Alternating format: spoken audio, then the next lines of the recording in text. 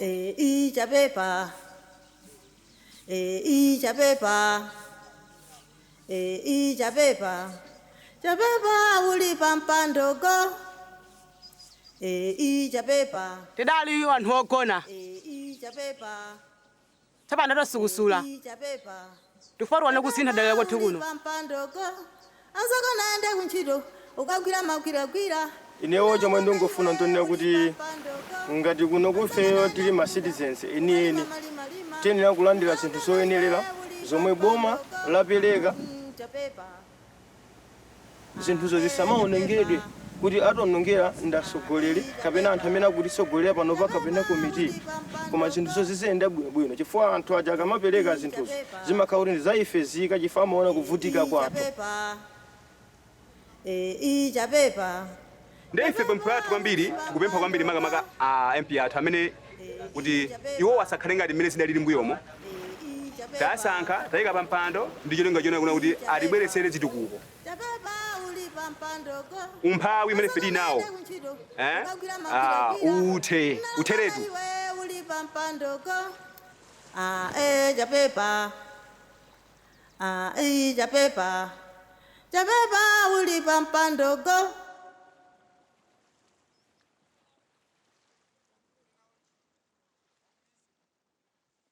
Changodo alemera kumene kondi kuposa. Changodo alemera kumene kondi kuposa. Changodo kalamukane. Changodo anthu akulesa. Changodo akuchita makane. Changodo taenda ndikuone.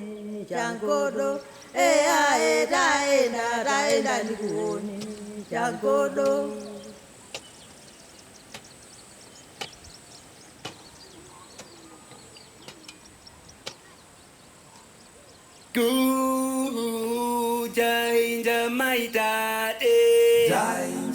Dzina langa ndine Asiyatu Chibwana. Ndili ndi zaka 35. Tili anthu 8 nyumbamo. Ukacha pa tsiku timatenga khasu timapita kumunda kukalima. Tikabwera kumeneko khati chakudya chilipo timayenera kudya katatu pa tsiku. Zikatisowa timavomereza kuti tsiku la lero lidzasowa.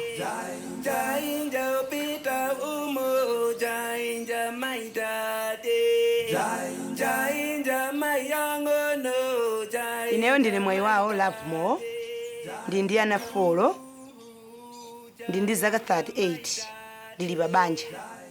Ndi masesa kutsuka mbale kukolopa. Ndi masambule ndi ku business.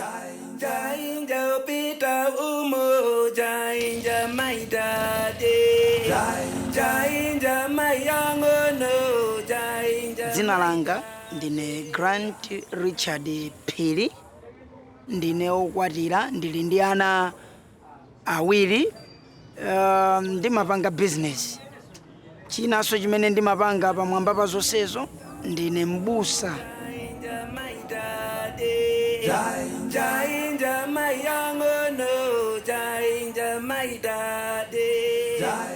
Dzina langa ndine Brian Lowanika. Ndi zaka 34. Ndi ana 4. Komanso ndine okwatira.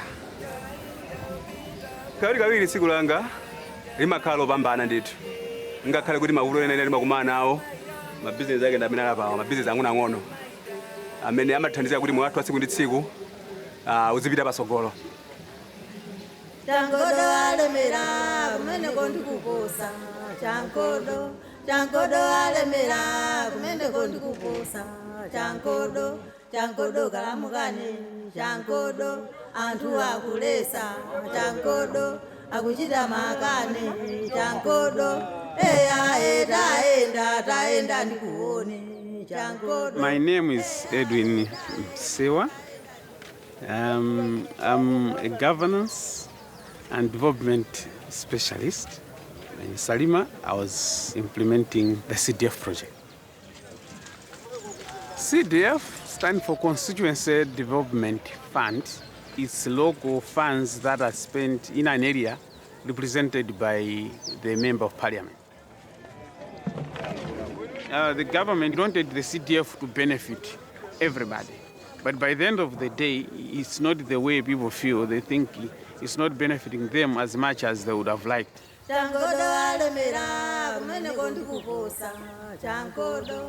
Mwine tikamomona ya masukulu amangidwa alekesa diwe padera timangura asamati namiza ngati ku sukulu kuja tupanga kaya buloko ati paufunika marumba 100 asitibweretsa marumba 50 chinthu chija nkujisiya ndera osamaliza na matindi la mazata tikuyembekezera kusintha kwambiri ndipo tikuyembekezera chitukuko kuchitika mwachilungamo mu dera lathu kumanga masukulu kupereka madrawo komanso nkhani ya chipatala titakhala ndi chipatala chabwino kuti anthu azithandizika bwino ku chipatala chathu. The main problem of CDF is to be the transparency on how the money is spent. That led to several civil society organizations say, is this CDF important at all, or maybe we just abolish it? So we feel that the citizen assemblies would assist to zero in on what are the benefits of CDF and what are the issues. Is it possible to deal with the issues and then get the best out of it?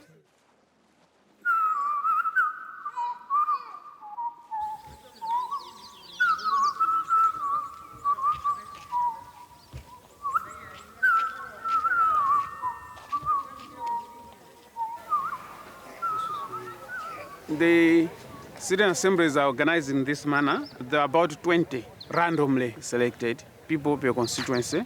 These were then trained, oriented, so that they could really understand. Because most of them were just like local people who were busy with their own things. And then they even didn't have information or much information about CDF.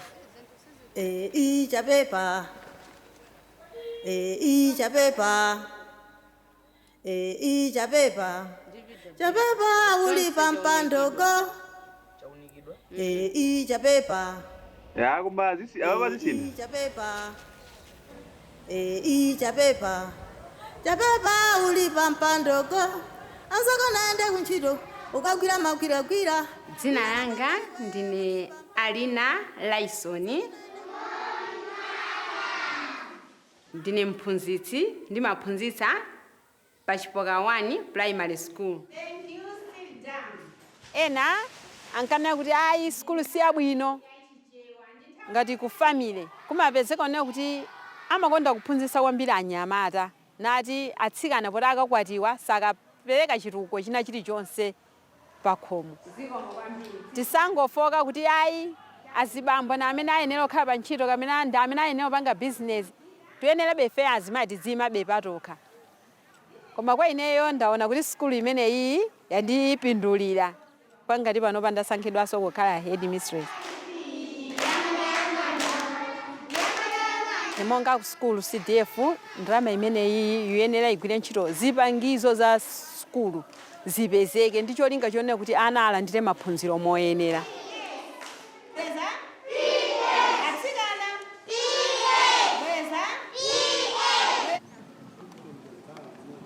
Dziko lathu lino masukulu ali mutali komanso ana amatha kuwoloka mitsinje kuti apite ku sukulu. Nthawi ya mvula amavutika ana ngati bridge ili yosakonzedwa ana nthawi imeneyo amakhala ku sukulu. Koma pamene ndrama ya chitukuko ikadakhala kuti igwiritsidwa ntchito bwinobwino m'mudzimo ndeti makolo akanalandira thandizo moyenera kuchokera ku ndrama imene ya CDF. Chapepa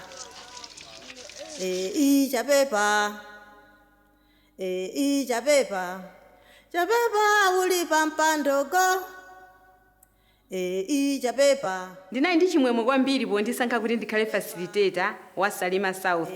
Chapepa uli pampandoko azoko naende kunchito ukagwira magwira. Timakumana pa TDC ya pa Chipoka 1 primary. Nkupatsana ntchito yonena kuti aliyense apite mdera mwawo adzafufuze zitukuko zimene zikuchitika mu dera lawolo, then aliyense amabweretsa zimene apeza nkuyamba kukambirana. Ichapepa chapepa uli pampandoko ichapepa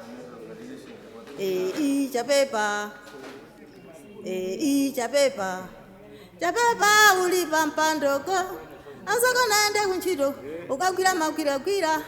Chimene chinatitsamwitsa poyambirira chinali mitunda imene timakhala tikuyenda inali italiitali, konena kuti timavutika kuti tifikire, komanso amatibisira anthu ena oti tapeza kuti tafunse mafunso pa nkhani ya zimene tikupanga kafukufuku ife, ena amatibisira kumene samatiuzira chilungamo kamene amagwiritsidwira ntchito ndalama zimene zizi, kapena chitukuko mmene amasankhirana kuti ayendetse chitukuko chimenechi mu dera limene lolo. Ndiye zimatitsamwitsa ndithu, zimativuta, komabe chifukwa chona kuti ifeyo tinapatsidwa mphamvu, ngasi mphamvu ku anthu, tinali ndi kuthekera konena kuti ifeyo tafikirebe kuti atiuze choona chenicheni kuti kodi ndalama za chitukuko zimenezi amazigwiritsa ntchito bwanji.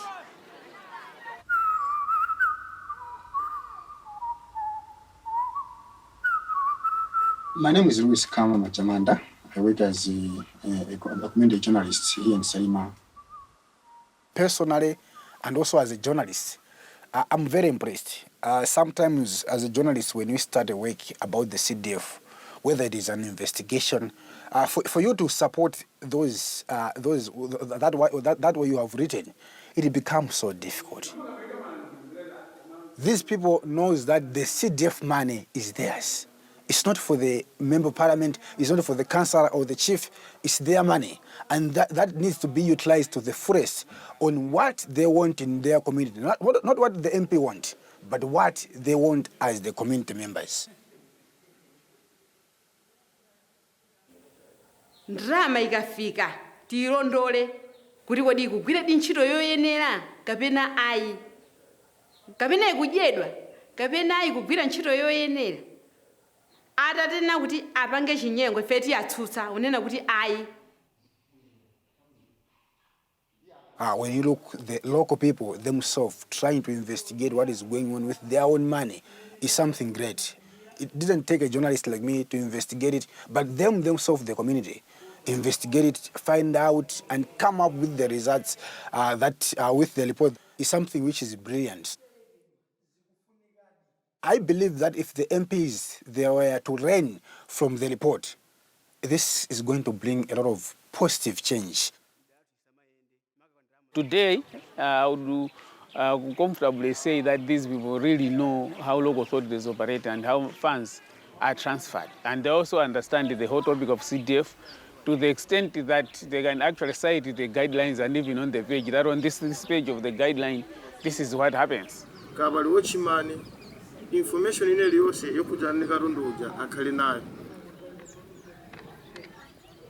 the first emphasis or maybe the first campaign, if I were to have a chance, then it would be just simple, follow CDF guidelines to the letter.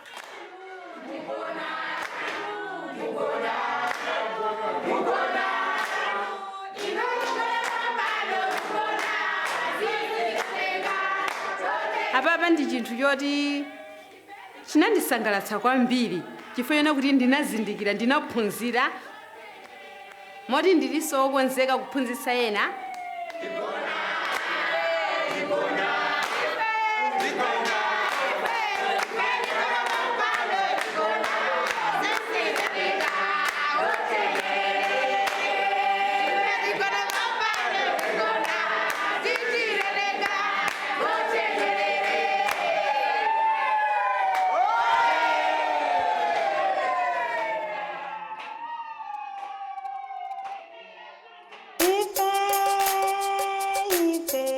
Gonna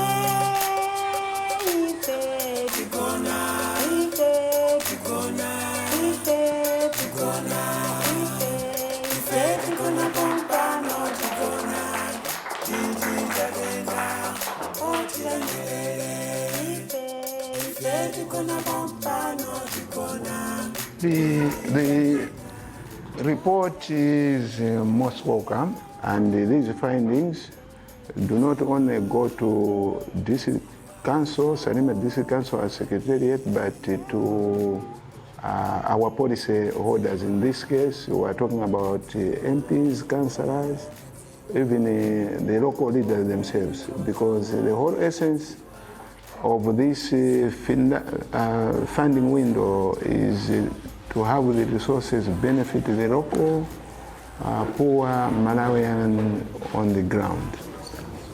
This will come in as a wake-up call for all implementing partners based on the observations. How, therefore, can we move forward so that these projects are implemented to the satisfaction of the local people out there.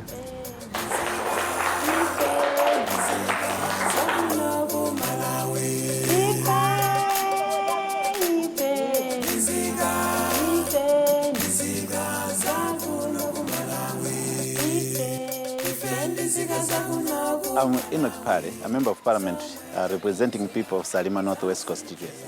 But I'm also currently serving the nation as a Deputy Minister of Health. You know, government is just a conduit. We just a conduit when we are given our resources. But the owners of all these resources are the citizens themselves, are the people themselves that we are serving. These are our masters. I feel this assembly and the citizens that are identified to provide these resources can be people that also can provide us pointers as to where we are lacking and lagging behind. And they are a very important integral part of our system that can easily provide even leadership and guidance where we need to do things fairly. Now, I would also encourage this citizens assembly, not only asking the councils to do the in-depth audit, but they should also rise up and say, we are going to be the auditors ourselves. That is the way to go.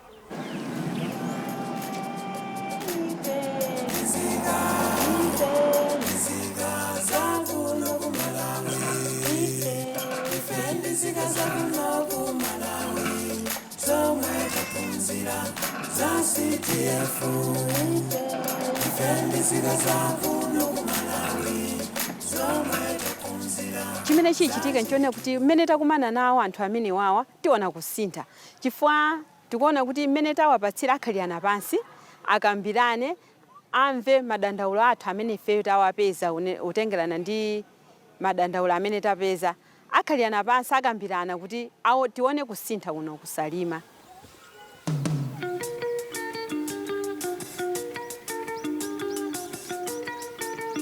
I wish the Citizen Assembly Initiative came in this country way back in the 1990s when we embraced the issue of democracy. Then we should have been moving together with the citizens now. There's another aspect we should look at. Citizen assemblies, normally they die when the project dies.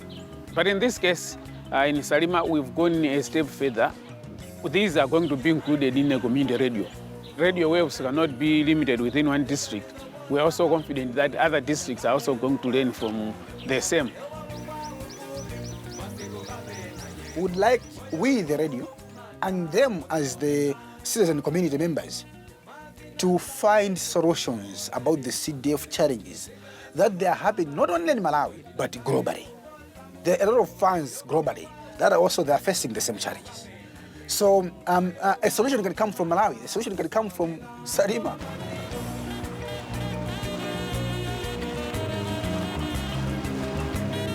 Ngati moza amene nasankhidwa kukhala mu citizen kwa ine ndachile ngokhala chinthu chopambana kwambiri chifukwa sindimadziwa kuna kali konse mmene zinthu zimatani kodi zimakhalira osukusula kwambiri komanso ndalamazo zikabwera tizidziwa ndalamazo ntchito yake imene ingagwiridire isakhale sala chinyengo ichokera kale kumafika panopa. Chimene ndikadapempha njoti zisemire pomwepa chifukwa kuli mbuli zambiri mmene ndidalire osazindikira.